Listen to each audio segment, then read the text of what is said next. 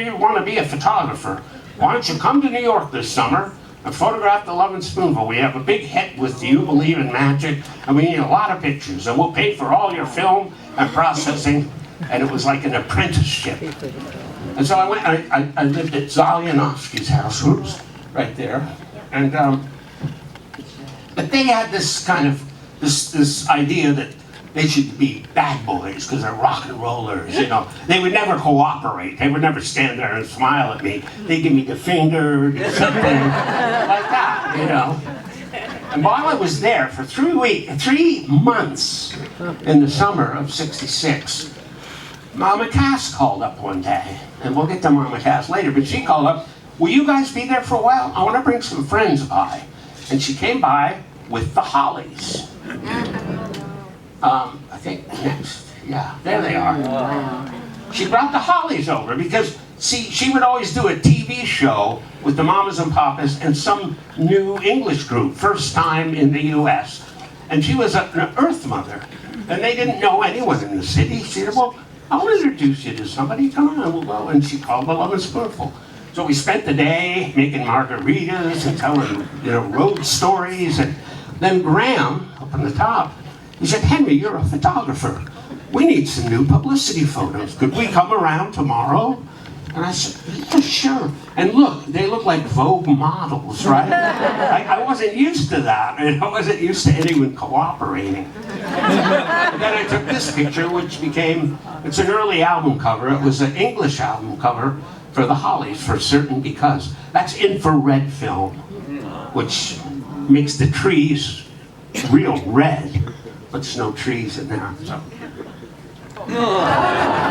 Then, this is very chronological, because on the flight back from 3 months in New York, I was reading about this new group, the Monkees. And I got to LA and I got a call from the editor of Tiger Beat, Ralph Benner. He said, Henry, we'd like to hire you to go down and photograph the Monkees on their TV set, and we'll pay you $300. And I give them the film. Time. Yeah, Big time. that was a big time. So every morning I'd go down there, and every week would be a different theme, you know, a different program.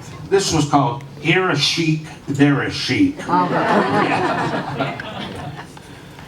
There's the association. I put that in here because...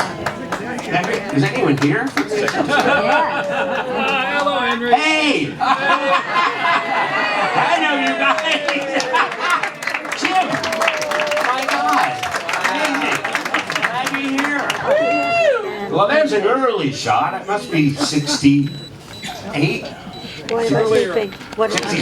And I met David, and you know, in all these cases, usually they'd be kind of older guys. Not that I'm an older guy, but they were older guys taking pictures, like the Monkees, and they'd be great big AP photographers say, "Okay, boys, do something zany." They hated that, you know. But I was a hippie, you know. I had long hair and loved beads, and so I fit right in. So this is funny because this picture. Okay, I told David became a pal of mine, and I went around the world a couple of times with him for 2 or 3 years, taking pictures. I told him that when I was at the Eagles' house, Don Henley and Glenn Fry would be watching UCLA basketball games, and they had this joke: call Irving and send a limo for the cheerleaders. Irving never did that, but then a German magazine, Bravo magazine, said, Henry, we'd like to do a home story with David. Ask him if he has any ideas. I said, and I asked him, he said, yeah, tell him to send a limo for the UCLA cheerleaders. And they did, and wow. That's David's backyard in Encino, that Orange Grove. Lindermont. This is 68. Early days. I mean, we all hung out at the Troubadour Club in LA. I mean, everybody hung out there all. And she was in the Stone Ponies then. Went barefoot all the time on stage, and she was a real little country girl. She was so great. What a voice. Yeah. Her and Mama Cass. There's Mama Cass. Yeah. That's why I put them together. She was the Gertrude Stein of Laurel Canyon, because she would introduce people. She introduced Graham Nash to David Crosby, because she knew that him and Stephen needed a third voice. She was just that way. But we took this picture out in the desert, and I had an art director partner, Gary Burden, and he said, well, let's go out to the desert and we'll bring these rugs and all this. And we always would leave on an adventure at 2 in the morning and drive all night. And so we got out there at dawn, we laid the stuff out, and in a half an hour her makeup was running down her face. It was 102 degrees. So we had to check into the Gene Autry Motor Hotel until 4 or 5 o'clock, and we went out and I got this word. And then just put your finger straight across. And he, the great blues master, had never seen that done before. And this is Owen Elliott, Cass's daughter, chewing on my Kodak film can. Film can there, the Kodak film can. Kodak film clan, yeah. There's Jody at her house in Laurel Canyon. She lived on Lookout Mountain Avenue, and I lived further up on Lookout Mountain Avenue, so I always passed her house 4 times a day, you know, up and down. And this day we were taking pictures in the backyard. That is my partner, Gary Burden. That's his daughter, Amy, wearing her Oshkosh overalls. I love that picture. Yeah, the eyes. Yeah. Oh, yeah. There's Joey in her window. So that's the house. Our house is a very, very, very fine house. That's the house. And so Gary and I went up there one morning, on probably 11 o'clock, and we were going to take the publicity photos in the backyard. But as we walked up the steps over there, we walked up the steps and we got to the window and she was waiting for us. Hey boys, good morning.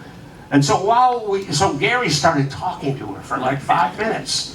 And I took a whole roll of film of her just sitting in the window talking. It was so great. Much better than the pictures we took later, you know, when we were trying. This is, yeah, I'm looking around. Some people say, oh, this is controversial. It's somebody in a, that's, okay, so we're at a Halloween party. Every year, Lee Sklar, the bass player, has a Halloween party. That's my wife, Elizabeth, dressed like a gypsy. We go to the Halloween party, and Lee Sklar comes around and he says, do you know who that guy is with the hat? Because we don't know who it is. And, you know, and we all say, no, I don't know. And finally, he went up to that guy and said, excuse me, are you at the right party? Because nobody seems to know you. It was Joni Mitchell.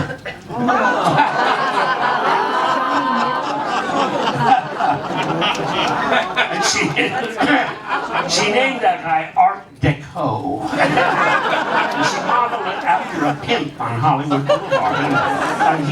And a picture of that character is on one of her albums. Yeah. Wow. Here she is in the desert. Oh, that's beautiful.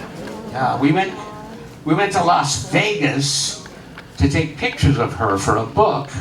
And it was all, you know, in Las Vegas, it's all neon lights and streets. So we got to get out of town. We'll go out in the desert, you know, half an hour out of town. We went out, and I was with the writer. And we took a taxi out there, and it was like $120 round trip. We didn't have any money, so Joni paid for the taxi.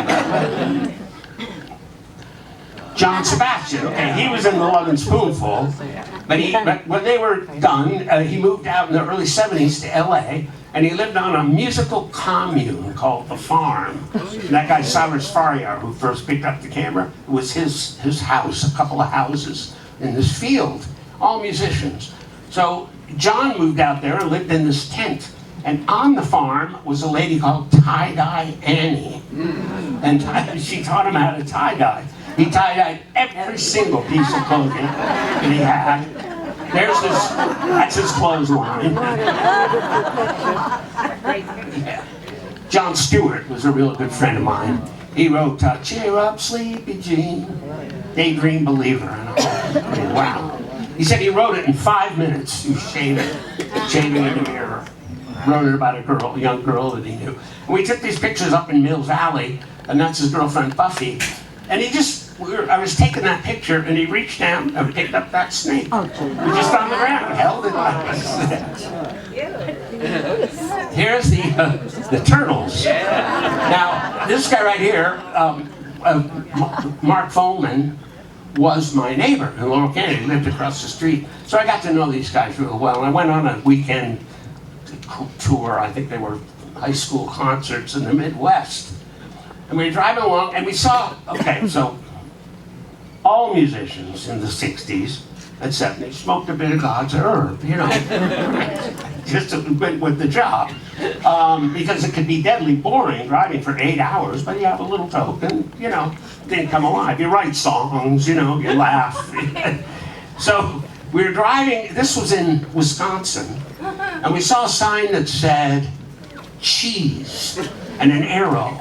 And there we were driving along. Oh my God, we got to follow that sign and see what's there. We followed it. We got to the Bass Lake Cheese Factory.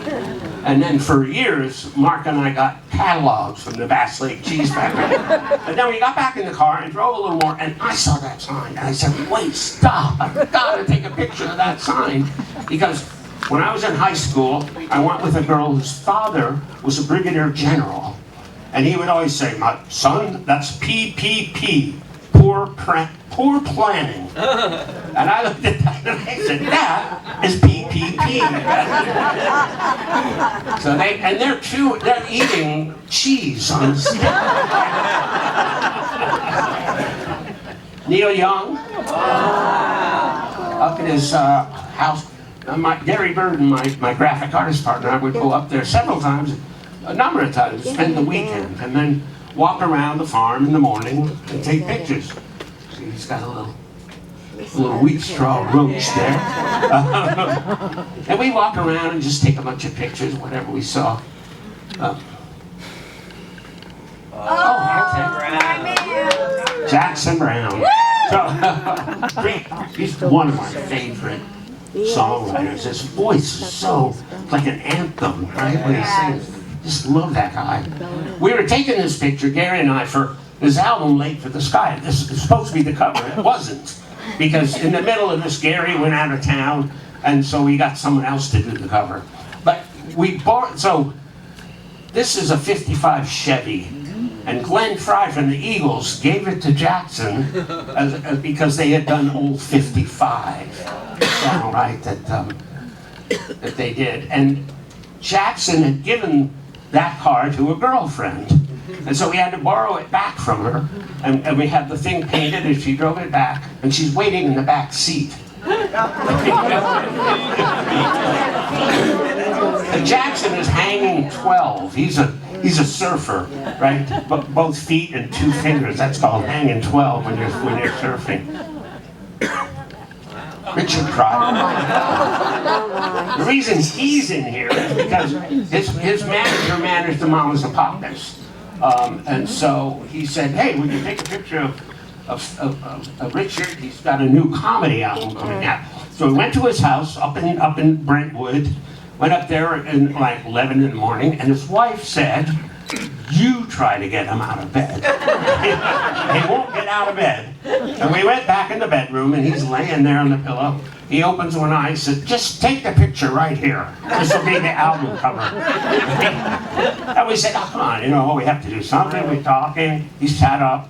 He said, well, if I do anything, I want it to be rootsy. And this was before Roots, you know, the TV show, I think, and the book, but we knew what he meant.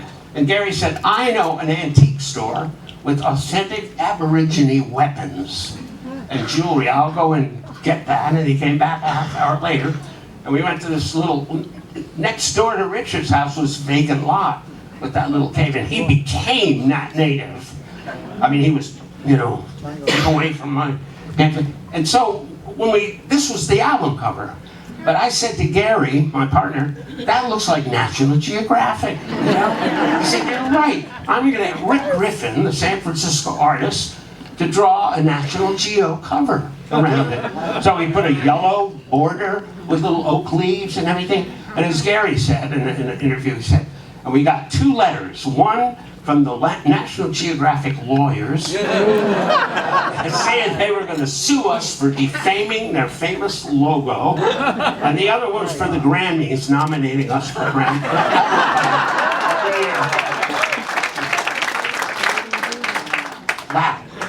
Most of these pictures start with a phone call. I'm in my kitchen in Laurel Canyon.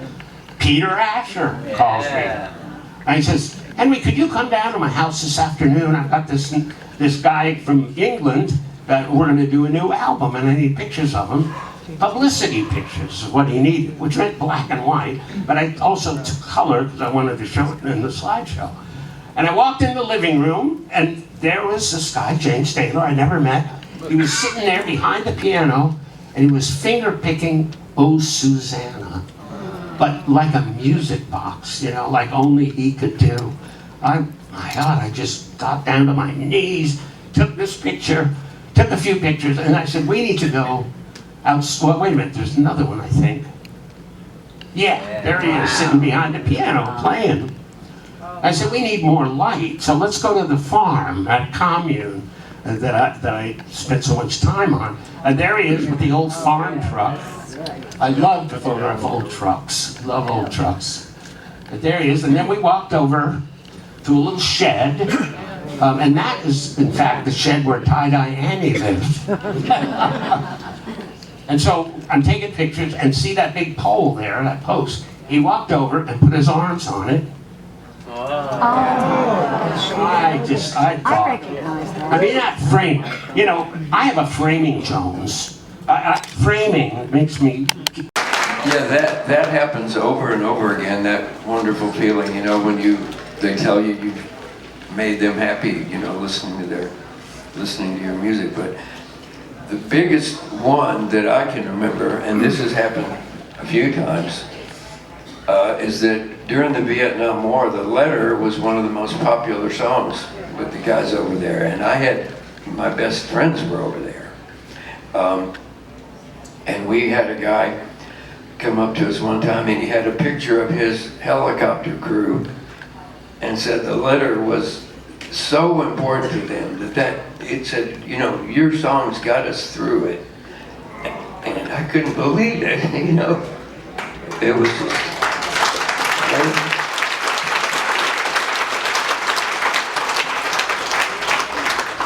Yeah, just like when I was out too with Rare Earth back in the 80s, we would play for some of the veterans, and they would come up and they would say that, you know, when they were over in Nam and stuff like that, they'd be getting ready to, you know, come out of the foxhole and stuff, and they had blasters. They would put on like "Get Ready," The Letter, you know, but they'd be getting pumped up to go get it, you know. And I mean, that meant a lot to us. But another story was when we were out west somewhere in Iowa, playing outside, and we had tents set up, and it was an outside show, and the band pulls up, and we get out, and I'm the first one out, and I go in the dressing room there, and I see Tiny Tim. And I go, whoa, that's Tiny Tim, man. My mom loves Tiny Tim. He got married on the Johnny Carson show. So anyway, the thing is, it was a big deal, you know, and he was sitting there and he was all dressed up in his outfit, and he had a couple girls around him. And anyway, we had such a great time with him, the whole band, because he opened up for us at this outside show. And we all, and back then, you know, I was carrying a camera. But anyway, I'm saying, we all took pictures with him. I still got it. My mom used to have it up on the shelf, you know, and stuff.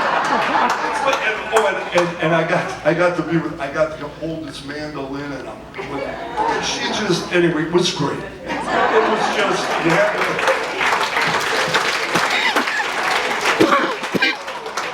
making me think. That's the purpose of all this. Anyone else a funny or memorable fan interaction from over the years? Okay, well, I've got another question for you, and we can go in reverse order. I'll give you a break, Mike, from starting this off each time. We can go in reverse order. To this day, with Rare Earth or with the Box Tops, what is your favorite song to perform? Start with that. All right. So probably one of my favorite songs to play is "Reach Out." Don't know why. It's a joyous song. It comes in with this drum fill that's just monstrous, and the whole band kicks in. It's just power, energy, fun, and the harmonies and stuff. I really enjoy playing that song every time. I'd have to say, I'm Losing You. That's the song. Oh, it's definitely Get Ready. When I was a kid, like I said, my mother was a musician, and I was in my room with it's like a Getz or a Coltrane record, and I was trying to figure that out at like 8, 9, 10 years old, whatever it was. And she's, and it wasn't working. And she knew it, and she goes, "Why don't you do it?" She goes to her own record collection, which I wasn't allowed to touch. And she gave me one of her records, which never happened, and it was Get Ready. And she goes, "You take that, you work on that every day." And it took me weeks to do those 23 seconds, but every single day I get to do this. I'll be doing it at 4 o'clock. I can still see that panel bedroom with the little dresser with the giant record player where I put that needle on so many times, and now I actually get to do it, and it's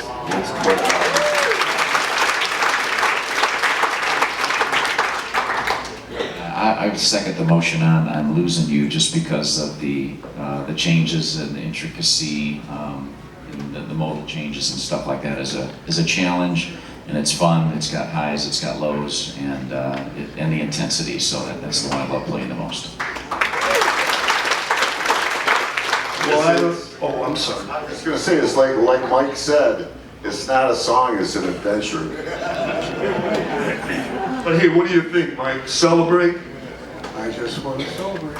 Yeah, Celebrate for Rare Earth has been one of the biggest things probably. And Right. I mean, that song is very uplifting song, just the nature of the song, and I think every large corporation has either considered using it or uses it in their advertising. That song will be around for hundreds and hundreds of, they won't know who did it, but they'll know that song. They will. Celebrate. Yep, that's my favorite. Celebrate. Well, I think my favorite Buckstop song to play is "Cry Like a Baby." Because I get to play the electric sitar on it, and of course on all the records Alex Chilton did such a wonderful job singing. I can't sing like that, but I love to sing that song, and that's a fun one to play.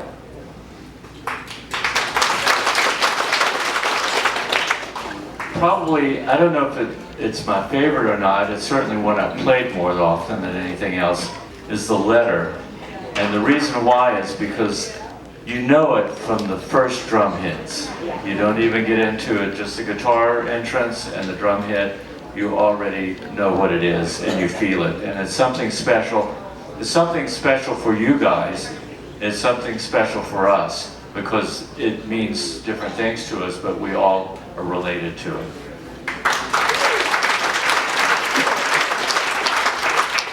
I'll have to say for me, it's the song Soul Deep.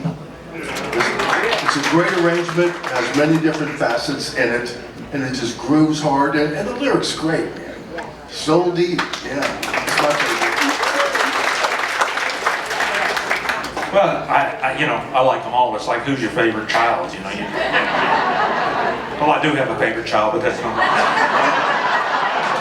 Anyway, I have to say, I loved when Coco Harum came out, but I was so glad that Dan Pan got mad at him, and the Box Tops recorded Lighter Shade of Pale, because one, I love that organ part. I mean, the minute you hear that organ part on any record, you go, okay, that's it. And Gary really sings the heck out of it, in my opinion. So I love doing that. And can I just tell you, gentlemen, from your favorite songs to all the hits from both of your bands, we are so appreciative for everything that you do. Thank you so much for being here with us. We went out. Oh, we love him there. Dewey Bunnell in the front with the hat on, Jerry Beckley in the back and Dan Peek in the middle. Every time we do a group, Gary would say, we've got to have an adventure. Get the group away from their girlfriends, their managers, their phones, and we go out to the desert with the Eagles. Or we go, in this case, we went to Southern California to a Cahuilla Indian reservation, and we rode 2 hours horseback to a little date palm oasis. Gary brought that mirror out to the desert because he wanted to lay it on the ground and the guys would look in it, and I'd take a picture like there was a hole in the ground. Oh, wow. But I thought that was a weird idea. But we got there and we were in a little valley, and way up high we'd see bats flying around. So Dewey Manel said, I want to run up there and see the bats. And Gary said, why don't all of you go? Bring the mirror with you. I went, oh my God, why? But as they were way up there, and I had a big telephoto lens, as they walked along, I could see a light bouncing in the mirror. I said, stop, you guys. And they stopped, and that was the moon coming up behind us, and the sun setting. So that was on the back of one of their albums. Garth Brooks. I've worked for him quite a few, I worked for Capitol Records off and on, and one time they said, we want you to shoot this new country guy that we have doing a showcase for us, and it was Garth Brooks. And I had a little book of photos pasted in, a little scrapbook. And I showed him, and he said, Henry, you took these pictures of Dan Fogelberg and Jackson and James Taylor? He said, that's the reason I'm singing, he said. Wow, and then I started getting phone calls for him. Garth wants to know if you could come out on the road, next week. And so there he is. Now, I always say, there's 3 real gentlemen in the music business that I met. Garth Brooks is one, Paul McCartney is the other, and Graham Nash is the third. All of them are such wonderful human beings, no pretense, really friendly, very open. That's what I say. Anyway, okay. Out to the desert with the Eagles, yeah. Their first album cover. Gary said, come on, we're going to go to Joshua Tree. We'll leave the Troubadour at 2 in the morning, and we'll drive out there in Land Rovers. It takes 3 hours, and we got there at 5 when the sun was just about to come up. 3, 2, 5. As you can see, Glenn, it took us a half an hour to climb up this mountain. You can see Glenn Fry in the back, a little ragged. We've been up all night, And then we spent the day up here on the mountain, and Gary would say to me, just shoot everything that happens. Film the cheapest part. I did that anyway, So here we are, up in the mountain, and that coffee pot has peyote buttons bubbling. Peyote tea, right. So we spent the day drinking that tea, eating those peyote buttons, and laughing like this. Everybody was so happy. Then, that was 72, early 72, later 72, their second album was Desperado. So we found this an old derelict movie set out in the Agoura Hills. It had just been there for years, not used. And we went out there, and there's the Eagles, their roadies are the posse. That's their producer, Lynn Johns. And we played cowboys, basically. And I just took pictures. Now that. And then we had the film, black and white film developed as sepia. And that looks so, it really was a throwback in time. Yeah. Their idea was, if we'd have lived 100 years ago, we probably would have been outlaws, looking for fun and girls and money, and But instead they're, rock and roll musicians. So here they are, guns blazing. We had actual movie load blanks that shot more fire, more smoke, more noise. And so here they are, they're backing out of the bank. We devised a little story. You guys back out of the bank, guns blazing. The posse will be running down the street. That's Jackson Browne right there. He had a mustache for a year. And so the next slide, there he is, blazing away. Bernie Ledden has the money bag all the way over there on the right. And then, in the end, there's Jackson.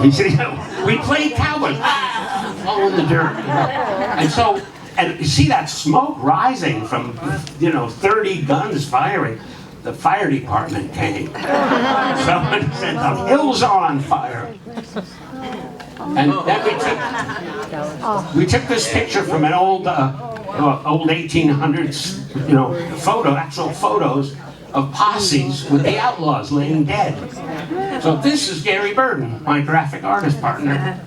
And then there's 4 roadies, and then their manager, second to the end, John Hartman, and then Glyn Johns, the English producer on the far end. That was on the back of the Desperado cover. There's Neil Young on his ranch, driving over a cow field in his World War II Jeep. He collected cars and things. And I love this picture. One of those mornings walking around the farm, and we went in the little barn to see something in the back of the barn, and I turned around and he had walked out to the front, and he was just standing there. I didn't plan that. I just turned around, that's what I saw. And that's his cows on the field there. He owned the whole valley, all around, with cows and geese and llamas, and there he is playing.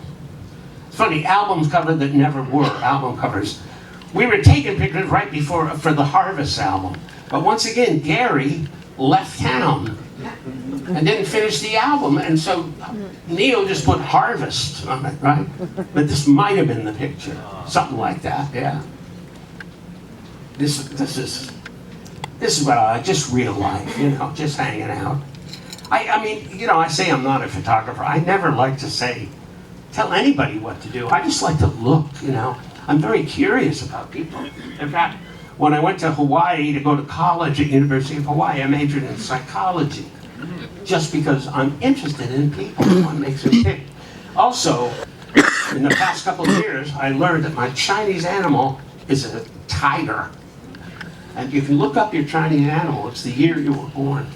Tigers like to hide in the bushes and watch the other animals. And I don't eat them, I photograph them. Here's the Doors. Wow, Jim Morrison. We're shooting on Santa Monica Beach. And we got under this pier, the Santa Monica Pier is not even there anymore. This was the Venice Pier, and it disappeared in the storm. And then, as we stood under the pier, a surfer came in shooting the piles, which means surfing between the posts holding up the pier.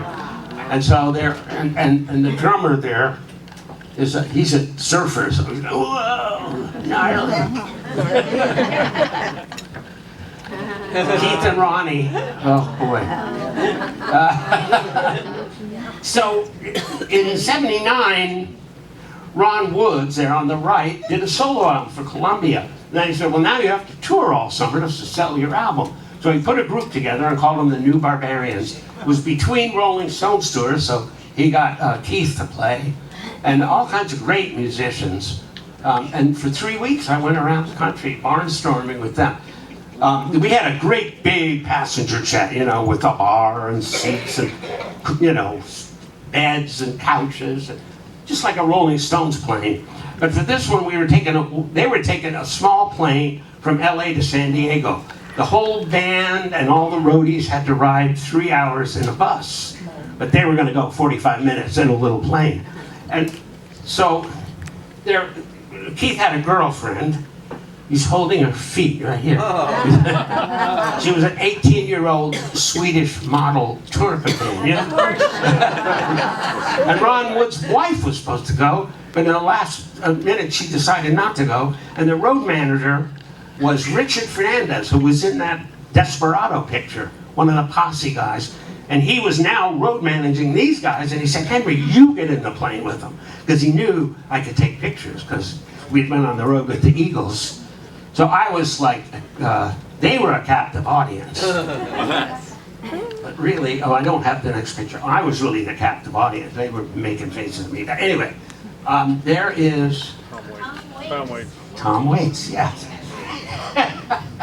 I always forget somebody's name, I mean, I know him real well. It's just, you guys must, you go to say a name, and it's just not there, right? Say your mom. There's, what's his name? My dear friend, yeah. He was writing music for a movie. I can't remember the name anyway. And he was in a little tiny room with paper all over the floor. A friend of mine went to interview him, and he said, "You want to come along?" And I just took that picture. Timothy Schmidt rides the bowsprit. This is Joe Walsh's boat called the So What? And we were sailing over to Santa Cruz Island.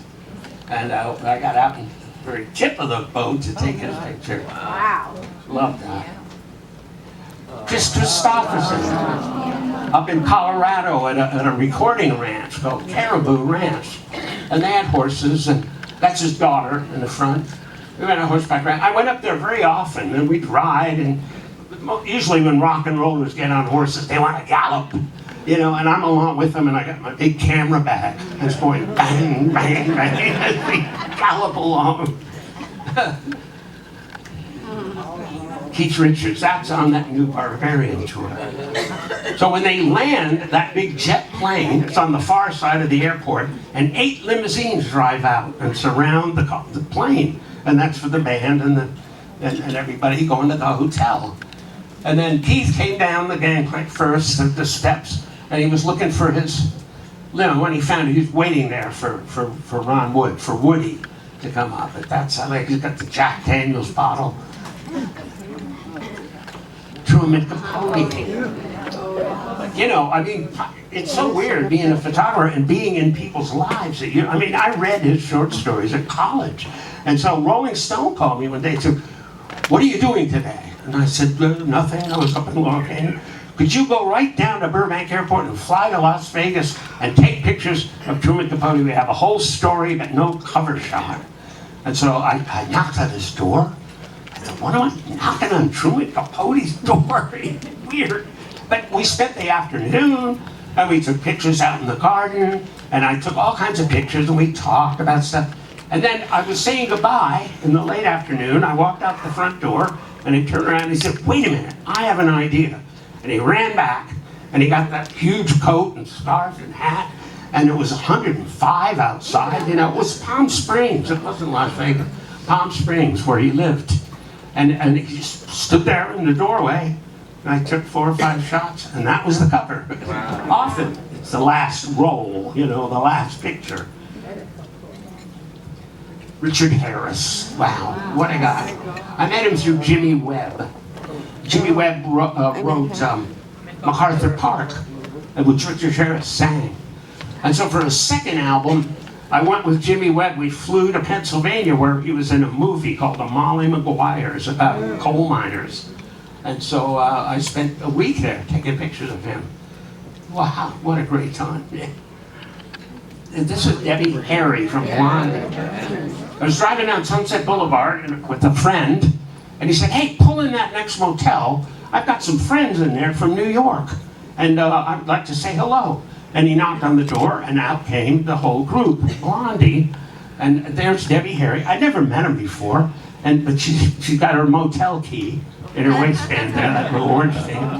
And we stood out there in the parking lot where there were some palm trees, and we were talking, and she saw my camera, and she just went like that.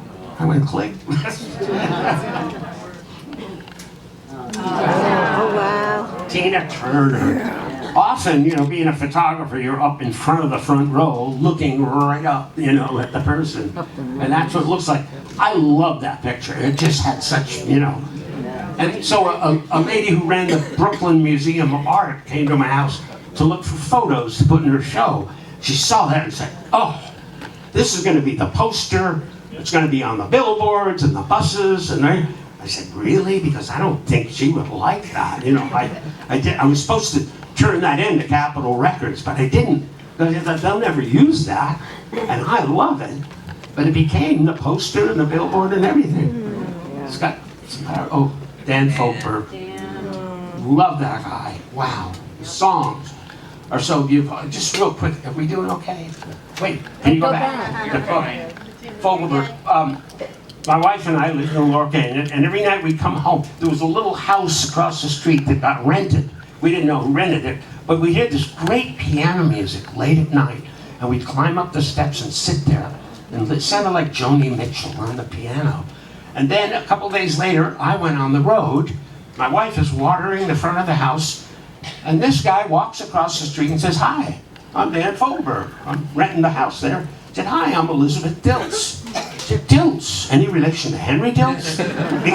Because I came to town to do my album, and I wanted to find him to do my album cover.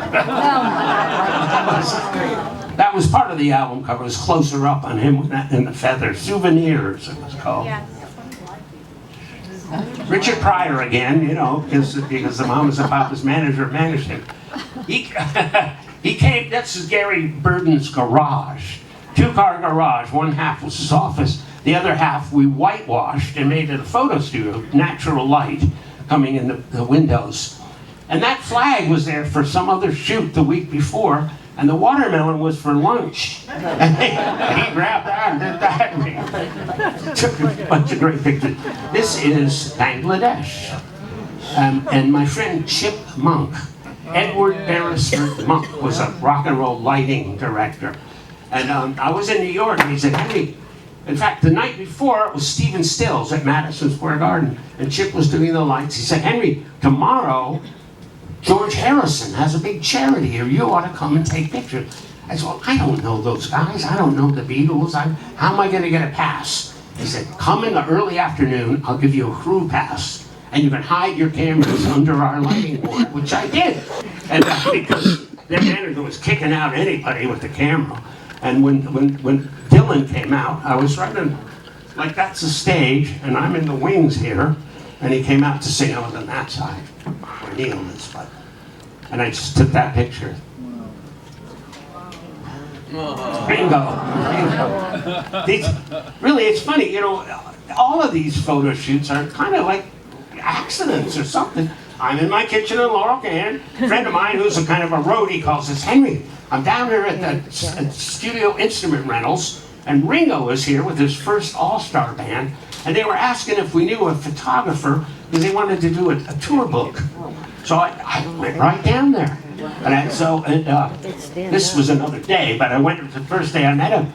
And I said, "Ringo, do you mind if I get up on the stage while you're rehearsing? Because I have to get the drummer, I have to get a good shot of everyone for the tour book." He said, "Look, I'm the drummer, you're the photographer. It's as simple as that." And we were great friends ever since. And he will say in interviews, he'll say, "Well, when most people take your picture, it's their picture. They have makeup, they have background, they have people. When Henry takes a picture, it's just him and me." He said, "It's my picture." It's, you know. So we got along really great. That was backstage somewhere. He ripped that off a case, you know, put it on. Great guy. Another great guy.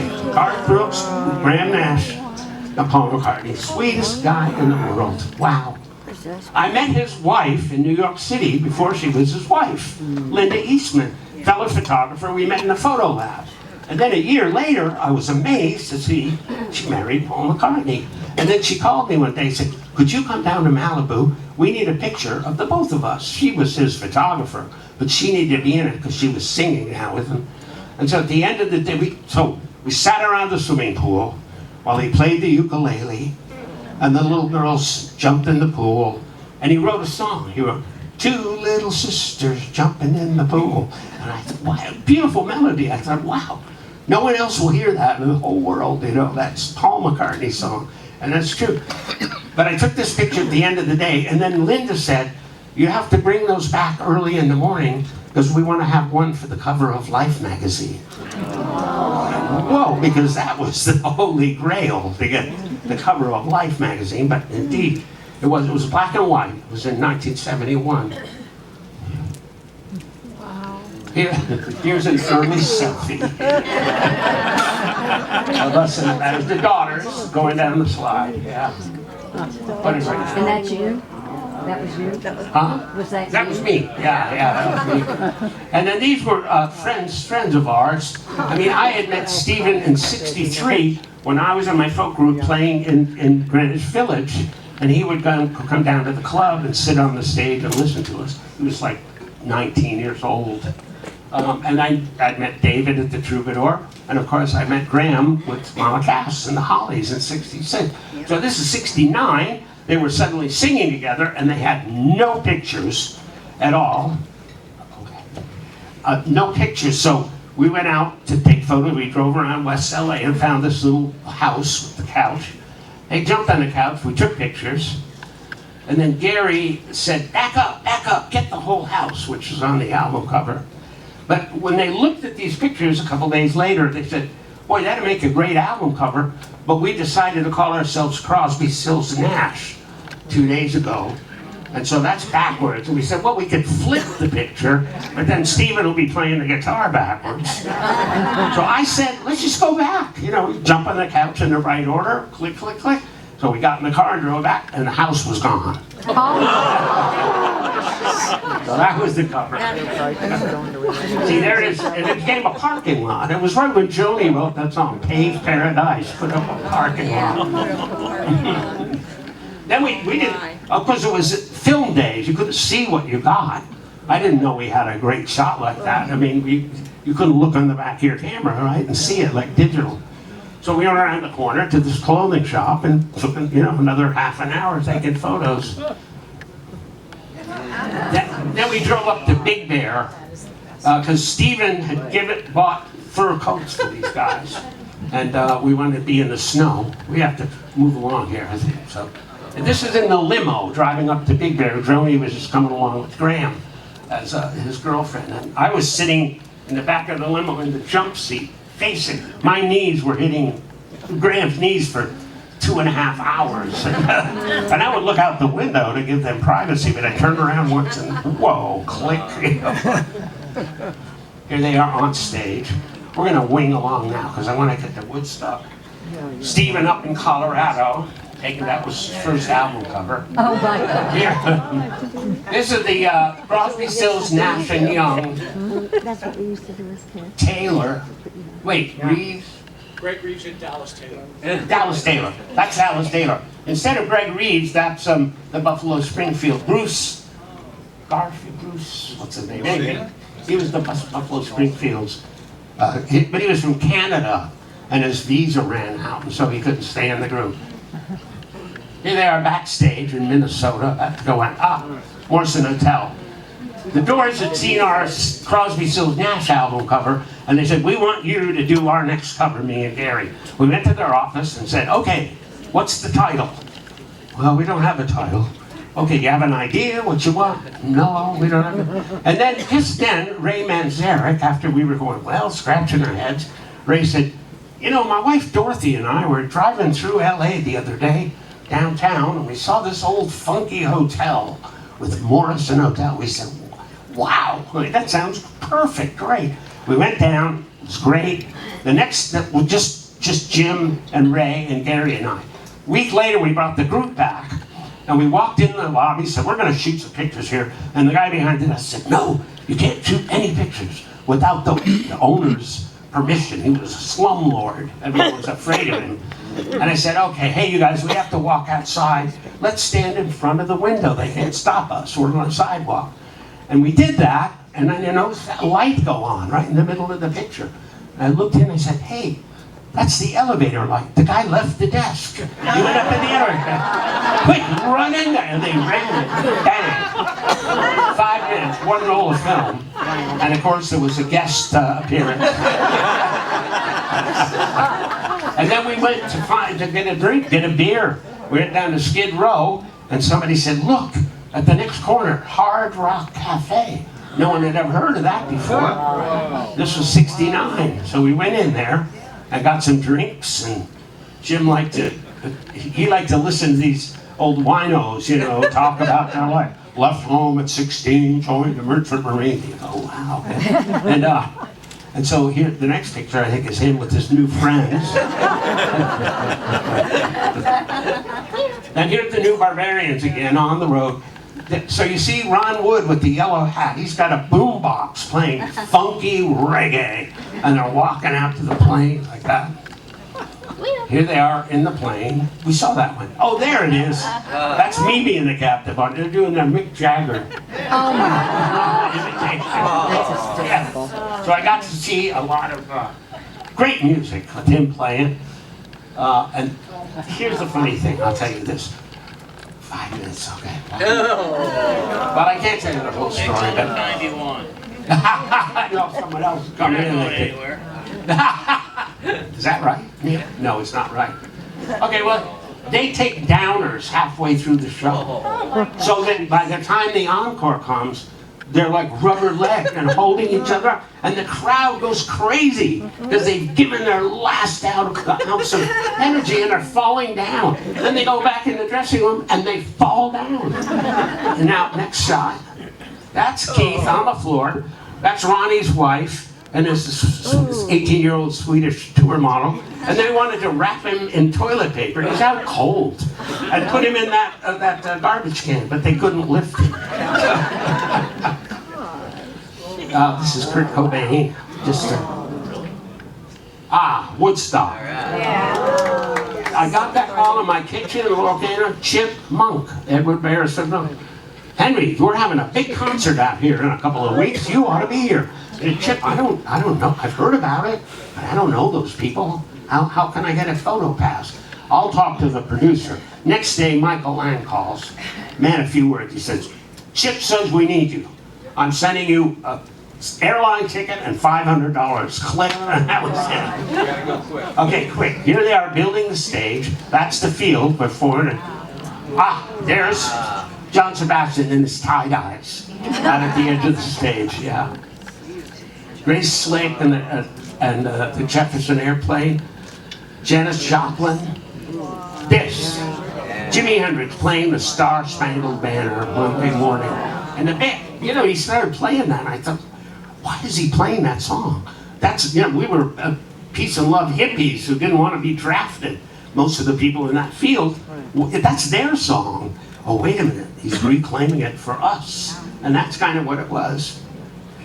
This is the crowd in 94. I did 69, 94, and 99. And then, wait, crowd surfing. In 69, there was no crowd surfing. It hadn't been invented yet. In 94 and 99, lots of crowd surfing. Oh, okay, wait, this. There's only two left. They're both right there. Okay, this is Woodstock 99. And we're in a little airplane hangar there after a concert. And look at the Tibetan monk is only trying to hold her hand. Right? It's the other guy doing the reach around. And then the last slide, traditionally, David Cassidy in New Zealand, the end.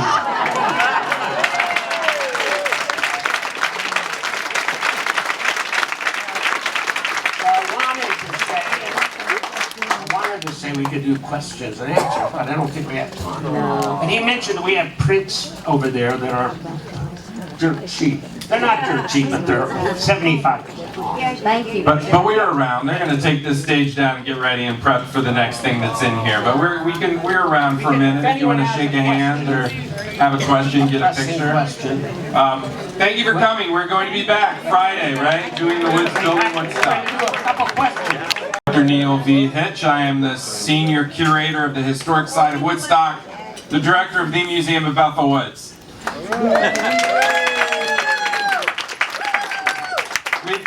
We've been working all of 2024 with Henry Diltz. One of the things that we have been doing is documenting, like we've been figuring out where he shot rolls of film at Woodstock, and we've been going through and documenting the places. And we're in a big project right now of trying to identify the people that worked at Woodstock, the young people that came and volunteered, show up and were given a hammer and they built the stage.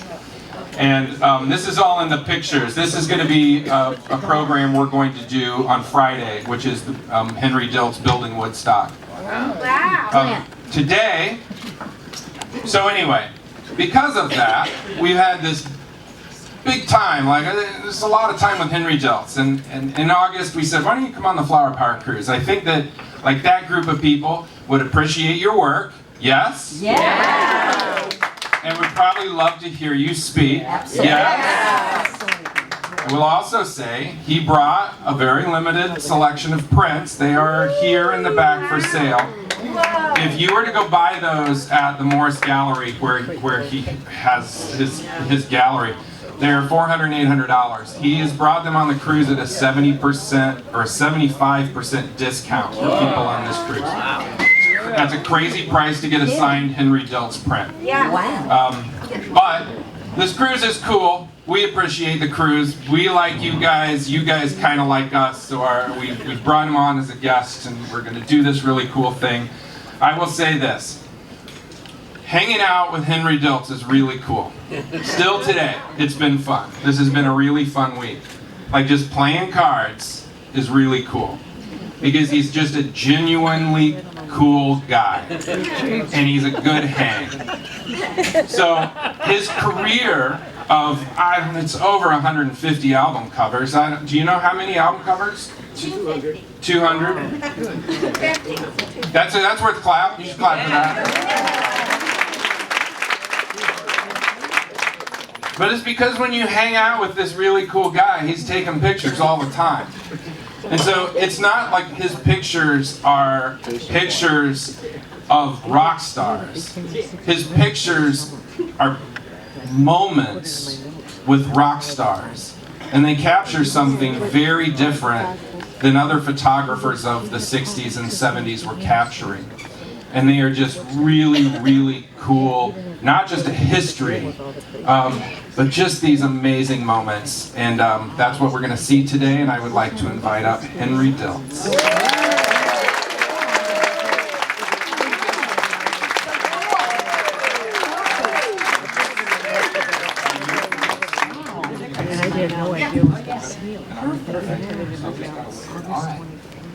Hi, folks. Thanks for coming.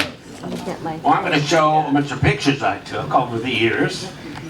I didn't start out to be a photographer.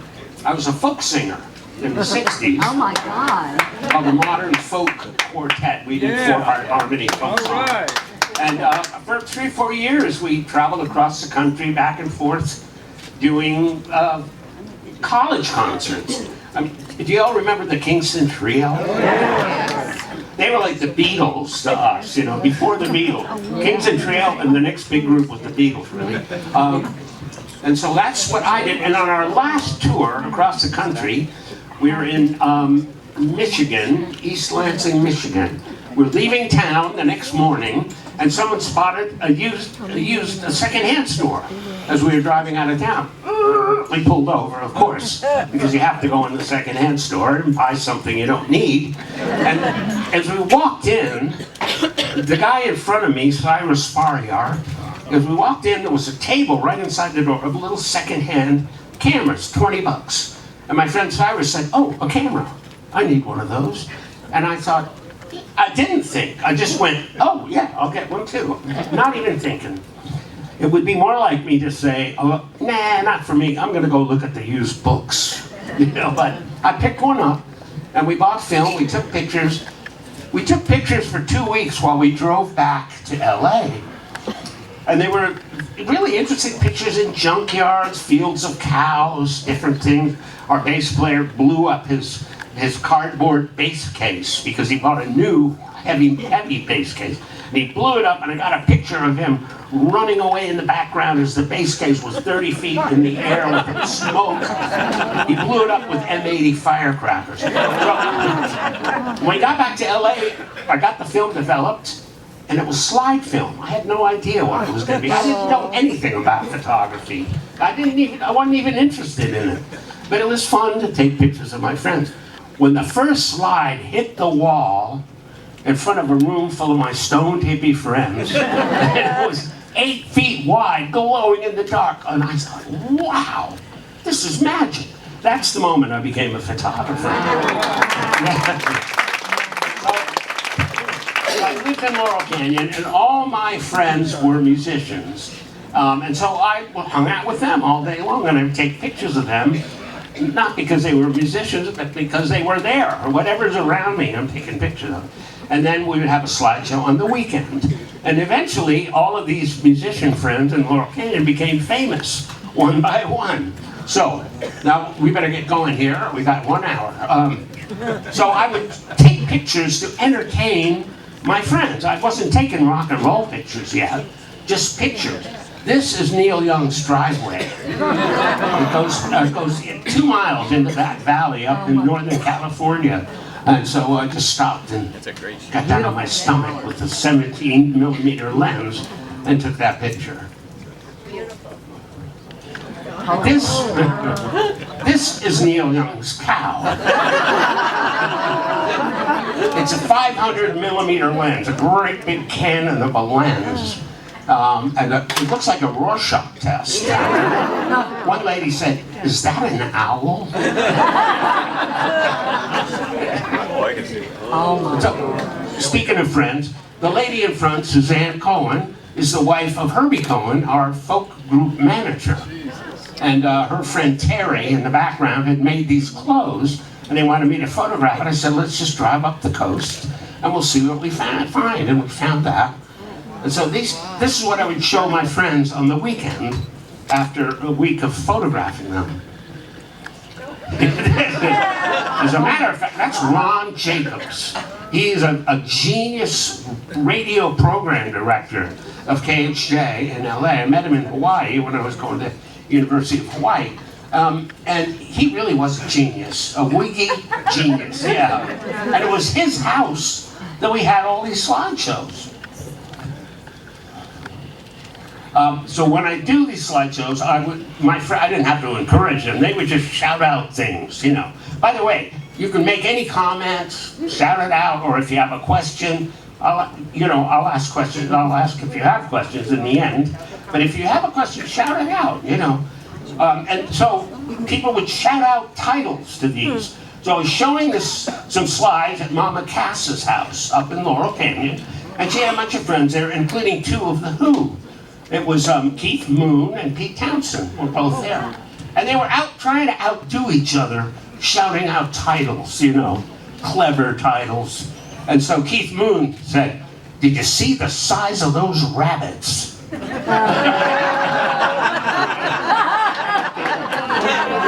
This was lawn bowling in New Zealand, where I was with David Cassidy in the 70s. In the days before cell phones, I had a beeper for a year or 2, and it would go bzz, bzz, and my wife was calling me to pick up some, you know, milk or something. And you have to steer your car into the next gas station and go to the payphone and put a quarter in and say, "Oh, honey, did you buzz me?" You know? And I did that, put the quarter in, turned around, and that's what I saw. I had to take a picture of it. I don't know. This was on the Hollywood freeway, and that dog's gums were flapping in the breeze. Luckily, I wasn't driving. I was in the passenger seat. Somebody shouted out a title for this: Elmo at the Beach. What? No. Elmo from Sesame Street, right? Yeah. Is that what it is? Sesame Street? Anyway, okay. So this is the first actual rock and roll picture I took. I was walking down Laurel Canyon one day, and I heard guitar music coming out of a house. I went up to it, and Stephen Stills, my friend Stephen Stills, was in there at a friend's house playing the guitar. He said, "Hey, Henry, you want to come with us tomorrow? We're going to the beach to a folk club to do a sound check."